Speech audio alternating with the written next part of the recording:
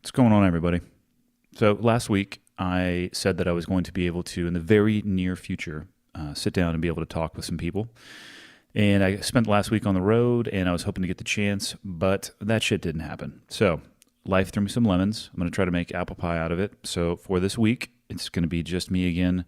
Going to keep it short and sweet. Going to answer one question from the internet and finish up talking about just my thoughts on leadership. So, here we go, right into it. Episode 7. Okay, got the red smoke. Gun run, north and south, west of the smoke, west of the smoke. Okay, copy. West of the smoke. I'm looking at danger close now. Come on with it, baby. Give it to me. I need it. You're cleared hot. Copy, cleared hot. The one and only question from the internet today is going to be, what are the 3 biggest changes / improvements that you saw in the SEAL teams post 9/11? So first, I can only answer for myself. I speak for myself only. I'm not authorized to speak for the SEAL teams, and everything that I'm about to say is purely 100% my opinion. So I had to think about this one, and I wrote it out because there were substantial changes from pre-9/11 to post-9/11. And in order, here we go. So the number one change that I noticed was in communication. And by that, I mean communication throughout the community. So pre-9/11, the only term that I think is accurate for the SEAL teams would be siloed. We were walled off, even though the distance between the SEAL teams on the West Coast, I mean, if you suck at golf and had a pitching wedge, you could still hit Team 1 from Team 3 and Team 5 from Team 3. Super close together. In a couple instances, they're just separated by a fence, but that fence in that time period was more than a physical boundary. There were regional specific skills that were focused on for each SEAL team. So I started my career at SEAL Team 5, and we focused on Asia, Southwest Asia. We were not worried. We were focused on Korea specifically. So the first trips that I ever did in the SEAL teams were over to an exercise called Foul Eagle, which occurs every single year in South Korea, working with the ROK SEALs, or the South Korean SEAL Unit. And I actually did that exercise multiple times throughout my career. But the point being is that I was only there with SEAL Team 5 guys. So just down the street from SEAL Team 5 in Coronado is SEAL Team 3. And those guys were very focused on the desert. So they were driving around in these awesome dune buggies called DPVs, or Desert Patrol Vehicles. Think about mounting a 50 cal on top of a dune buggy. It's pretty awesome, I know. And these guys were getting after it in the desert. So they had different uniforms. We kind of had the same weapon systems, but they were focusing their training in different directions. While they were out in the desert, my platoon is up in Kodiak, Alaska, going through cold weather training, driving Zodiacs out in the ocean, doing over the horizon, over the beach operations, swimming through the surf in dry suits, taking those off on the beach, sending lead climbers up a cliff, fixing ropes, bringing everybody up, throwing on a set of overwhites. And if you don't know what that is, I guess it's exactly what it sounds like. It's a pair of white clothing that you put top and bottom so you can blend into the snow, doing multiple mile foot patrols into the snow, survival in those conditions, avalanche mitigation and rescue, setting up tents. It was some of the best and coolest training that I've ever done, and camping in the backcountry in Alaska. But only Team 5 was there.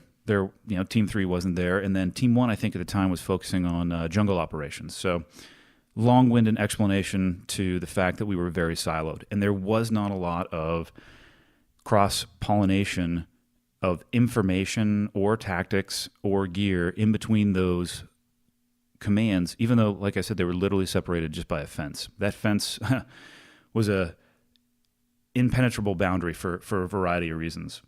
Probably the main one is that we were always internally competing because we didn't have an enemy to fight, so we fought each other. And I mean that in a good-natured way, but there was an essence of competition.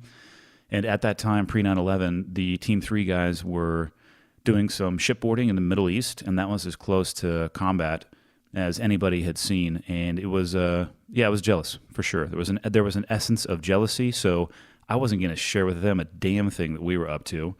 And most of those guys, not all of them, they weren't sharing a damn thing with what they were up to either. in the end, we all were still tasked with doing the same job, but we were using a different language. Okay, so 9/11 hits, right? That's pre 9/11 and the way that SEAL teams were structured. Oh, I forgot to mention as well, there's also the East Coast. So I can only speak to what I saw happening on the West Coast SEAL teams. I have a very limited knowledge of what was going on the East Coast, other than that regional specificity still was occurring. Team 4 was doing like jungle anti-drug interdiction. I remember Team 2 was like the premier cold weather team, Nordic skiing, working with people from Europe. A lot of stuff going on. None of those things made it their way back to Team 5 other than in just talking about it in conversation. Okay, fast forward to 9/11, and we have all of these commands or multiple commands that had been focusing on specific mission sets in specific areas of the world now coming together in an area of the world that I would say probably none of the commands had focused on to any degree. And we were expected to work together seamlessly as a team. And I'm not going to say it was catastrophic, but I'll say there were hiccups. It's like somebody learning how to drive a manual transmission vehicle. The gear shifter going in between the gears wasn't always smooth, and there was a little bit of grinding along the way. Don't get me wrong, we did our job and we were able to accomplish our job, but it was an odd experience to come together. You know, when people think of SEALs, they just think of one large organization.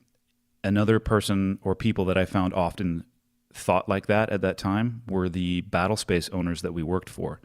They weren't interested in an explanation of, oh, well, we're an East Coast SEAL team and they're a West Coast SEAL team, and yes, we can do the job, but here's the differences, and this is why we talk about ourselves one way and they talk about themselves in another. Yeah, they're not interested in that. The person that you work for is interested in symmetry, not gears grinding. So we had to figure our own stuff out. And we did that from a doctrinal level, from the way that we communicate internally, from the way that we describe our rank structure and organization. So when we're speaking externally, it made sense to other people. By that I mean pre 9/11, the SEAL teams were very blue, meaning we were very Navy centric. We kind of, I think, in my opinion, operated like we were a little bit of a fishbowl. And then there was the Marine Corps, right? They were very red. Then there was the Army. They were very green. And all of those elements spoke that language. So Marine Corps spoke red, Army spoke green, we spoke blue. And you can just imagine coming into a room and people focusing on trying to achieve the end state that you want, but using slightly different language, and how much miscommunication could occur because of that and unintentionally. Now, if you fast forward to 2017, I would describe the world as gray. All of those colors have combined, and it's a much more seamless and efficient and effective. You know, I can look at somebody's uniform and tell what their rank is and where they fall into their own rank and file organization, just like anybody else who's familiar with the military rank system can look inward into the SEAL teams, and we're all on the same page. It made it much better just by kind of cleaning up our language and embracing the fact that we don't operate in a fishbowl. We need to operate in that greater environment. We did not have that mindset pre 9/11. And we go all the way to, you know, as far as communication goes and making sure that tactics are spread throughout the community is a biannual meeting where both the East and West Coast come together at a location, you know, generally in the middle of the country, and they sit down and they talk about, you know, everything new that's up and coming, everything's current, trends that they're seeing, all with the goal of making one cohesive fighting unit. So when a boss or a battle space owner gets a SEAL element or unit overseas, if they come from the East Coast or the West Coast, it's one organism, and they know the end state that you're able to achieve. So number 2, the second biggest change that I saw in the SEAL teams post 9/11 was in the space of training and equipment.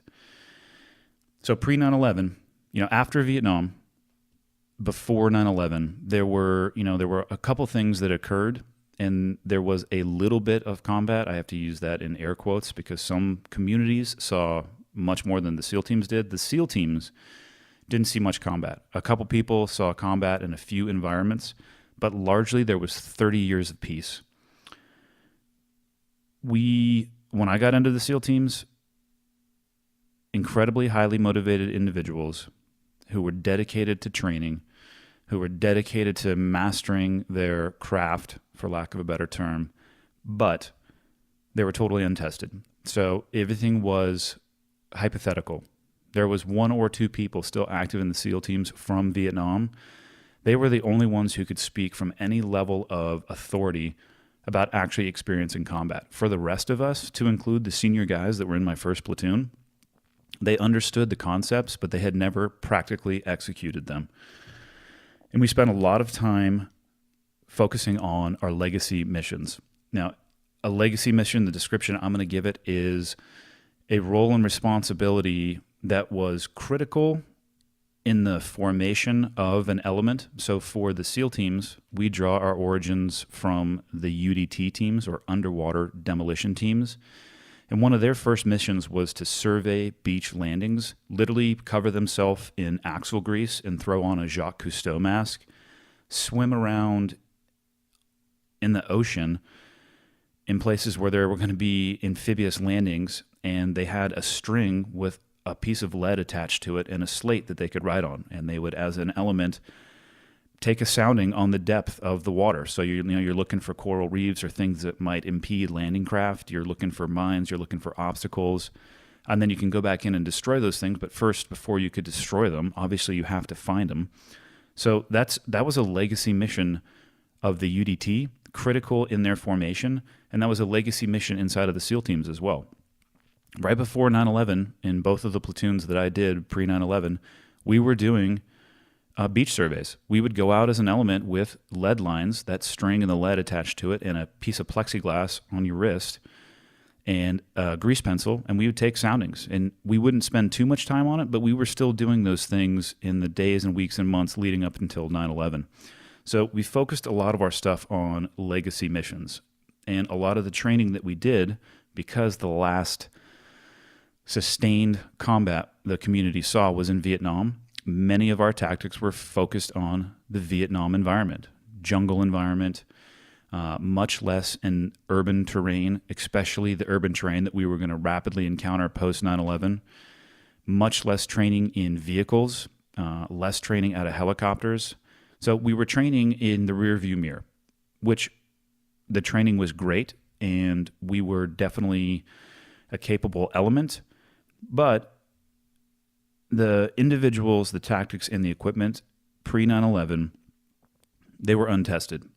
30 years of being untested. So if you fast forward now, post 9/11, the change that I saw is a willingness in the community to take an objective look at the training that we did, and to look at the legacy missions, the legacy equipment, which was driven off the missions that we thought we were going to be tasked with, right? You equip yourself based on what you think you're going to be asked to do. It was a willingness to objectively look at how we were training, objectively look at our gear, and then to change things to make sure that they meet the modern day battlefield. We trained smarter. So, and I've talked about this a little bit in a previous podcast. When I came into the SEAL teams, I went through BUDS, which is a filter into the SEAL teams, stands for Basic Underwater Demolition SEAL. You're not a SEAL when you get out of BUDS. You have years of training and practice before you become very proficient, but at a minimum, you have 12 to 18 months of individual training that you're going to do at your SEAL team, and then you test to get your Trident, which is the pin they put on your chest that signifies that you're actually a SEAL. When I got in, each individual SEAL team conducted that training. So the SEAL Team 3 guys who were focused more on the desert environment, when they were getting their Trident and getting tested on their knowledge, it was in that environment. The SEAL Team 1 guys, if they were focusing on jungle stuff, their test would have more jungle-specific job, mission set-specific stuff than mine did. And that changed after 9/11 because the siloing of information and the siloing of tactics and everybody focusing on one precise thing or one precise area instead of focusing on their general ability, I would say was slightly detrimental. So they changed it. Now when you graduate BUDS, whether you're going to go to an East Coast SEAL team or a West Coast SEAL team, your training continues as a unit. And everybody, I don't know the exact structure of it, but I know that everybody goes up to Kodiak, Alaska, and everybody gets baseline cold weather training. And that training up there is amazing. Then you come back to San Diego and you all learn how to static line jump. Then everybody learns how to free fall jump. And then the training continues on for months. And at the end of that training, every individual that's coming out of there has a baseline set of skills, a baseline set of knowledge, and they get their trident at the end of that training block. So when you show up at your SEAL team, you are already a SEAL, which is a completely different paradigm than when I came in. I've heard arguments from guys saying that they like it or they don't like it. I'm sure there's pros and cons to it, but I would say the biggest pro is that you know what you're getting when it comes to the SEAL team. You're not getting somebody who knows a lot about the desert and not much about a high elevation, high angle terrain and cold weather. Everybody should be able to do the same stuff. And given the world that we're in, where you don't know where you're going to get deployed or where you're going to get tasked to go, or who you're going to get tasked to go with, I think it serves the teams much better that if you had an East Coast team and a West Coast team link up somewhere unknown, you're all operating off the same playbook. Another great shift that came with the training and equipment side of the house was guys were now deploying to combat environments, and they were coming back and they were populating the training cells that were training the rest of the SEAL teams. So instead of having a hypothesis about a tactic, we began to be trained by our own people who had proven whether or not the tactic worked in real life, and that became the litmus test. So we objectively looked at our training and started checking things off. Does this work or doesn't? Should we change this or should we leave it be? Could it be refined or could it be improved? And without that combat experience, it was all hypothesis. 30 years of basing most of your training off of maritime and jungle environment isn't the best way to train for an urban environment in downtown Baghdad or an incredibly high altitude environment up in the Hindu Kush mountain ranges of northeastern Afghanistan. So we needed those people to come back, and we needed that information to come back into the SEAL teams and filter all the way down to the lowest level, which it did. And again, another thing that really helped with that was the combining of all that training post-BUDS. So people were getting the real spit from downrange as soon as they got out of BUDS. And when they got to the team, in my opinion, they were a more capable combat fighting force because of it. At the end of the day, the community showed a willingness to change and objectively look at how we did business. We played the hand that we were dealt instead of trying to force the world into what we had been practicing and training for the previous 3 decades. And because of that, we were extremely effective at what we were trying to do. So I can kind of tie points 1 and 2 together, right? So our communication changed and the way that we trained changed and the litmus test that we use changed. And what was the end result of that? And so previously, right, we were siloed and we trained specifically for what we thought we were going to do. Fast forward, we were more open and trained for a broad set of skills that the world was challenging us with. What was the difference between the two? Well, the modern day SEAL teams, in my opinion, are substantially more effective and substantially more lethal as a fighting force because of that. We broke down the internal boundaries and barriers inside of our own organization, and because of it, we're substantially better than we were in the pre-9/11 era, in my opinion. So number 3, and I struggle with this one a little bit. I don't know if I'm going to do it justice on exactly how I feel, but the third change of many changes that I've noticed in the SEAL teams is an increase in the number of people who are seeking recognition or fame or money or fill in the blank that you feel would be the most appropriate for their time as a SEAL or for their actions when they were a part of a SEAL team. And I don't know what caused it. And I know internally, inside of the SEAL teams, it is not well received. And now being on the outside for just over 4 years now, it's very interesting to watch. The velocity with which the number of individuals going down this route seems to be exponentially increasing, even though the response to it inside of the SEAL teams and from the SEAL community seems to be extremely negative. And I don't know what caused it. I don't know if it's because after 30 years of peace, guys have more to talk about because now that they have been tested and they've gone overseas, and is it an insatiable desire to talk about what you've done? I don't know. That could be a part of it. Is it an easier time because of outlets like social media? You can just take a picture of yourself. And this I see all the time from people still in the military, taking pictures of themselves from overseas and posting it on social media. And to depart for a second where I was going to go with this, if you're that person doing that or you're thinking about doing it, don't. There's no positive upside to that. There's only negative consequences. So do yourself a favor and leave the selfie stick at home when you go overseas. The posting pictures that you took from overseas while you're home is another issue in and of itself, but please, for the love of God, do your job when you're overseas and stay off of Facebook. Sorry. So back to what I was talking about.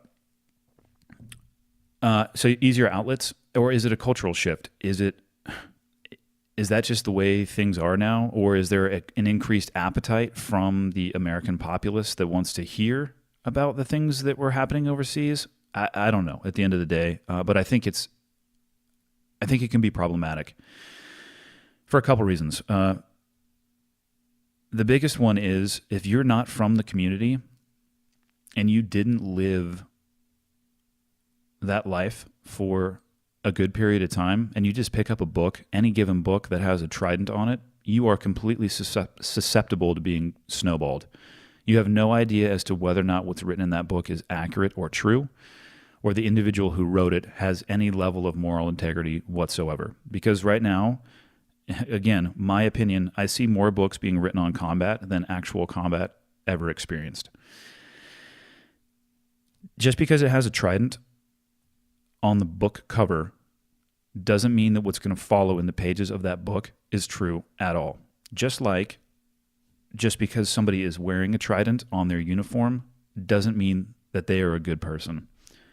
Unfortunately for most people, you guys have no baseline, and it's impossible for you to tell who's in air quotes legitimate and who is not, because it's slightly subjective, right? The SEAL community internally has their own dialogue about the people who go from internal to that community and the quiet professional, defining the quiet professional, to the external of the community and being, I don't want to say a loud mouthpiece, but they're vocal about the things that most are not used to hearing. So I fall into that category as well too. I believe in standing in judgment of my own community, and I try to be very careful about the things that I say. I try to be very careful to always say that I'm speaking from my opinion and I don't speak for the SEAL teams, but there may be people who have a problem with what I do as well. I mean, I've never written a book, but I have a blog. I have this podcast. And it might not be well received. And if it isn't, I'm open to hearing those things, because I'd rather portray the SEAL teams in a positive light with accuracy and integrity than make shit up to try to get people to pay attention. So when it comes to that, right, what's the value of war stories? My answer to that is very simple. There is none. War stories are good for entertainment. And if you want to be entertained, go to a war movie, go pick up the vast majority of the books and look at it purely as that, as entertainment, not as a chronological history or an accurate reflection of what the SEAL teams are. There's another side to the war stories, and that's the experience and the lessons learned from them. Those have impact. They have impact on leaders. They have impact on organizations. They have impact on personal life. But you can impart those lessons and those experiences largely without just, starting off with a classic SEAL beginning to any story. And it goes like this. So no shit, there we were. I swear to God, a lot of people, to include myself, have started off stories like that. And everything that follows after that is a story. So take it as a story. You don't need those things to impart lessons learned on people. You need to provide some context, but it shouldn't be about the story. It should be about the lesson. Again, in my opinion. So there has been a huge shift. And like I said, I don't know what caused it, but if you're listening to this, just be cautious with how much weight you put into what other people say or what they write. Take everything with a grain of salt, right? The SEAL teams, they're not about books.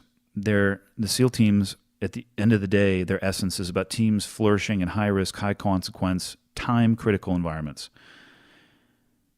And those lessons, I think it's critical that they get imparted because they apply directly to business and personal life, just like all 3 points, right, that I've covered on the changes that I saw post 9/11. Communication throughout your community. Think about that from a perspective of being in business, breaking down the silos and having communication between elements that you may not think would have a direct impact on each other. You might be surprised, training and equipment. Take an objective look at how you do things and why you do them. If the answer is we do them this way because that's how we've always done it, consider taking a more real world approach to it and have the litmus test be whether or not it meets the criteria of the real life challenges. And then number 3, keep an eye on your people and make sure that you as a leader are facilitating an environment that is based off of the team as opposed to the me. So all 3 of those changes point me directly to where I want to finish today, and that's just talking for a little bit about leadership. This is the topic that I am most commonly asked about, and I'm most commonly asked to speak about when it comes to getting in front of organizations and teams. And again, just like I think the lessons in the changes of the modern day SEAL team are applicable to almost every aspect of life outside of the military, I think that leadership is exactly the same way. So at the end of the day, there are only 2 types of leadership. I know there's a variety of different jobs. I know there's a variety of different sectors, but there are 2 types of leadership. There is good leadership, which is effective, and there's bad leadership, which is ineffective. And that's it. I don't care what your job is. I don't care what your role is.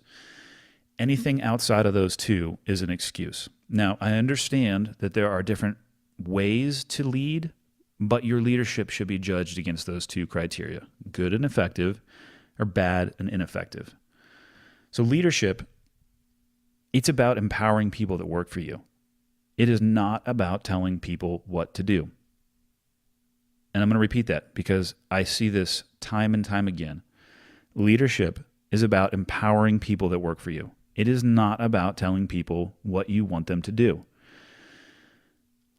And as far as styles of leadership or types of leadership or ways to lead people, I would say that there are 2 ways. The first way is you can push your people. And by push people, I mean externally impose discipline upon them. Or another word for that would be micromanagement. And a great stereotype for this would be what most people think of military boot camp, probably specifically the Full Metal Jacket scene where the Marine Corps gunnery sergeant, sorry if I messed up the rank, but I think he's a gunny, is walking down the rows of the new recruits, and he's just in their face, and everything that they're doing, they're being told to do with somebody over their shoulder, given a timeline, how to do it, do this, do it like that, right? The classic micromanager. And the problem with micromanaging is it only works in the short term. And I've had plenty of bosses who are micromanagers, and all I want to do when I have a boss who is a micromanager, who is sitting over my shoulder, my entire goal in life when they're doing that to me is to do the minimum amount of work possible to get them away from me. All I want them to do is go away and do something else. And when they do that, it's very likely that I'm not going to continue to do the job that they've asked me to do because I can't stand their leadership style and I don't actually want to work for the person. So micromanagement is a style of leadership for sure, and it might work, but it's a short-term solution, and it only works when that individual is physically present. If you're not there or you have to go on a trip, pretty good chance that your team isn't going to be living up to the standard that you want them to, and it also inhibits future leaders, and I'll cover that in a minute. The other way to lead is to pull your people, and by that I mean inspire them. And I have many good examples from the SEAL teams of leaders that I looked up to in the way that they conducted themselves, in the way that they spoke, in the way that they led their people. It was amazing. It was probably one of the greatest things of serving as a SEAL was the privilege of being able to serve with those leaders and watch how they did their job.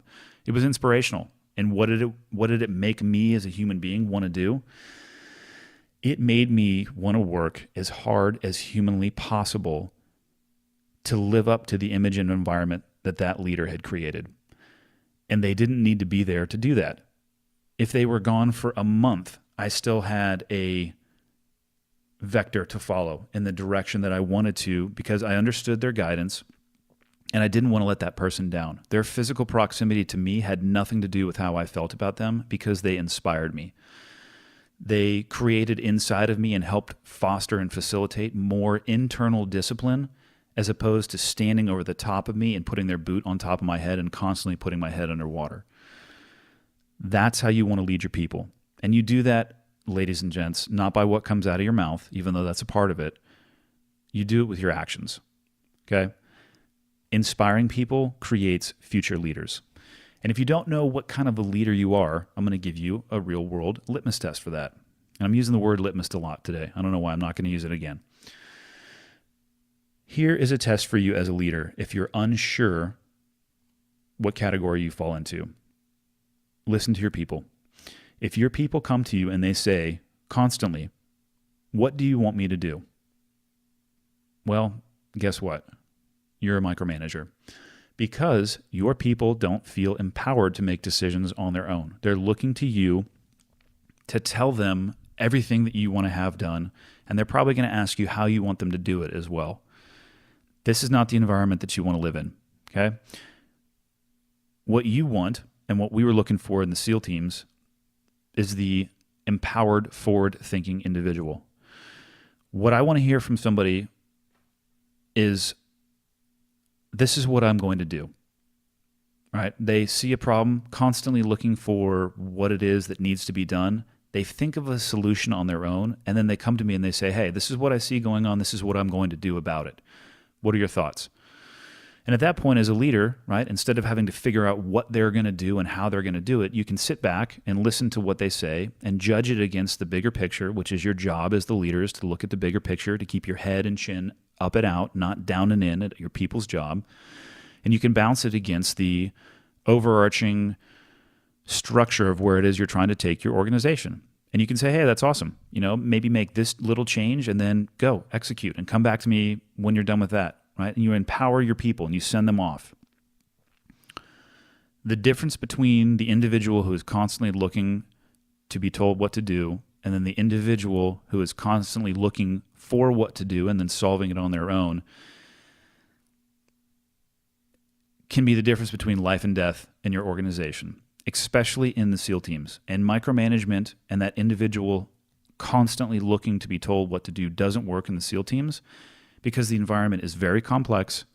We're often disaggregate, multiple elements, and in combat, the person who is in a leadership position because of the collar device that's on their uniform, they may not have the most up-to-date or accurate information. They may be in charge of an element that they're only talking to on a radio, and how is that person going to have any idea as to the guidance that should be given at that point for the individuals? There's no way that they can. And if your people are paralyzed and they're unable to make those decisions without you, your organization is going to suffer, and so will the individual. You have to empower your people. Empower your people early so they start thinking about being a leader. So what's going to happen if you're not there as a leader? Right? We test this often in the SEAL teams to reinforce that mindset that you need to constantly be looking to solutions or looking for solutions before being told to do so. And we do it at the most critical moments in training. Okay, I'm gonna recommend that everybody does something like this, whether, I don't care if it's a business or a sport or a military unit. You need to experience failure in a training environment, and you need to experience the loss of leadership in a training environment just to see what your people do. So here's how we set this up. We do a lot of what are called IADs, or immediate action drills, and that would be, in this example, you would have a SEAL platoon or a SEAL squad, so 8 or 16 people walking through the desert, and you're contacted by gunfire. Maybe it's from the front, maybe it's from the left, whatever direction it may be. What is your immediate action to that? Now, in the SEAL teams, it's shoot back as hard as possible, overwhelming fire superiority to make the individuals that shot at you think that they made a bad decision. And then second to that is you're going to have to maneuver. Now, not everybody can yell out commands when you're shooting, because nobody would know what to do. So we have a rank structure in the military, and you've worked with the guys for long enough that you know who should be making the call. You inherently kind of know when the call is going to come, and instinctively you probably know what the call is going to be. So while you're shooting, in the back of your mind, you're waiting for the preparatory call and then the action call that's going to follow from that. So what we'll do is, let's say there's one person in charge of each element of 8. We'll wait until right before that call needs to be made and walk up to that person who's going to be making the call, and you pull them out of training. You say, hey, shut your mouth, you're dead. And then we sit back and we watch. And what do you think happens? Well, early on, when people need more reinforcement to proactively think instead of reactively think, it gets pretty ugly in that moment because they're so conditioned and so used to having one individual make the call that when that individual doesn't speak up and the call doesn't get made, things kind of start falling apart, right? The spokes kind of start coming off the wheel and it gets very chunky. So oftentimes we'll stop the training and say, hey, you can't be paralyzed by a lack of leadership. And if that person who you're used to having have the call made, maybe they got killed. Maybe they're task saturated. Maybe they're working on something else. Somebody still needs to step up and make that call. So we'll put it into the training environment again, and we'll conduct exactly the same drill. Not like right after each other, but you give it a little bit of time so they can kind of go back to their own habits, and you get right to that critical decision-making point again, and we pull the leader. Now, just because you do it one time doesn't mean that it's going to be seamless the next time, and it takes a little bit of time for this lesson to reinforce itself, but the second time it's a little bit quicker and it's less chunky. The third time is even better. And, a week into it, you can stop doing that drill because it really doesn't matter if you pull the leader or when you pull the leader. Every person that they're in charge of, each one of those 8 individuals is not only doing their primary job, their role and responsibility, they're thinking 2 or 3 steps ahead. So when that leader does get pulled, they take a moment to realize that that person's gone. They step up and they make the right call. And it almost doesn't matter anymore. The pieces are moving seamlessly. But that is a skill that has to be practiced, and it also has to be reinforced. And we'll do that all throughout training. It's really reinforced in those immediate action drills, but you can do the same thing in vehicles. You can do the same thing in medical scenarios. You can fill in the blank. You can set it up however you want to, but it reinforces and drives home that point that don't sit there and wait for somebody to tell you what to do. Think proactively. Think 2 or 3 steps ahead, which guess what? That's how leaders should be thinking. So even in that simple drill, you're developing the thought process for future leaders. And I'll close with leadership on this. Just set up a scenario for you guys and gals, and let me know whether or not you think this is a good approach to getting your driver's license in the United States of America. So everybody knows, right? You're 15 years old, you can get your learner's permit. 16 years old, you can go and you can test for your driver's license. So let's imagine for a second an individual who on their 16th birthday wakes up and has spent exactly 0 minutes ever practicing driving a car. They never took the time to develop any of the skill or experience necessary, but since they're 16 years old and it is their right, as they may think it is, to go get their driver's license, they decide that that's what they're going to go do. So they look over to their neighbor's house. Their neighbor's got this awesome old F-150 that's a manual transmission. And for whatever reason, this person goes over there and they convince the neighbor to take him down to the Department of Motor Vehicles. They stand in line, they fill out their paperwork, and they're going to attempt a driving test in that manual transmission vehicle. What do you think the odds would be of that individual actually passing? I would say 0%. And if I were to ask the question why, I would think that the answer is pretty self-explanatory, because they have no goddamn idea how to drive a vehicle. If I were to give you that scenario or explain that to you and say, hey, are you surprised by the outcome? I've never had somebody say, oh yeah, that's surprising. I would have thought that they could pass the test. Everybody says, no, of course not. They don't know how to drive. So it makes sense for a driver's license, right? I would love for somebody to articulate for me how that doesn't make sense for leadership as well. If you attempt leadership with no experience and no mistakes under your belt and no training, why do you think that you're going to be more successful than the person who tries to drive a car or take the driving test without ever having driven a car. Let's look at how we learn how to drive. Okay. You find a vehicle and you sit side by side with somebody and you get mentored. They teach you about the vehicle itself. They teach you what the knobs and the dials do. And this is how you turn the lights on, and this is how you get the wiper blades. And let's talk about the transmission. And it's in a controlled environment, usually in a parking lot. And you practice in a parking lot under the mentorship of somebody sitting right next to you who is handing to you experience because you have none. You have basically luck, and you're slowly developing your experience. And then you take that, and when you're ready in the parking lot, you go to some side roads. And then the side roads lead to, city streets. The city streets lead to freeways. And all along that journey, if you brush up against the boundaries of your experience, you have somebody there to mentor you. It's the crawl, walk, run with a lot of practice built into that. And it makes perfect sense when it comes to learning how to drive a car. But why don't we treat leadership the same way? I see this over and over and over again. People who equate leadership with what it says on their business card, what it says on the wall of their office, what it says on a plaque, what it says on a uniform, and they don't want to put any time and effort into thinking about leadership until they achieve that position. Like, okay, I'm going to be a leader when I get that job. Well, guess what? If you think like that, you're the exact same person going to the DMV who's never driven a car. And I'm not saying that you're not going to be successful. What I'm saying is you're setting yourself up for failure. And if you do fail, don't be surprised. And if you want to find the person responsible for that failure, it's very easy. Go into any bathroom and turn on the light and look in the mirror. They're staring right back at you.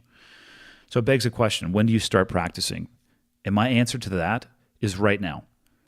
If you currently do not think of yourself as a leader, or you do not think of your actions or the things that come out of your mouth through the lens of behaving like the leader that you want to be when you get into a leadership position, then you need to stop that shit right now. Literally, as you're hearing me say this, you need to recalibrate the way you think about yourself, and you need to start training and practicing and developing experience so that when you get to your leadership position, you're prepared. Because there's two types of leadership. One of them does, in fact, have to do with business card and what's on the wall, right? That's leadership by position.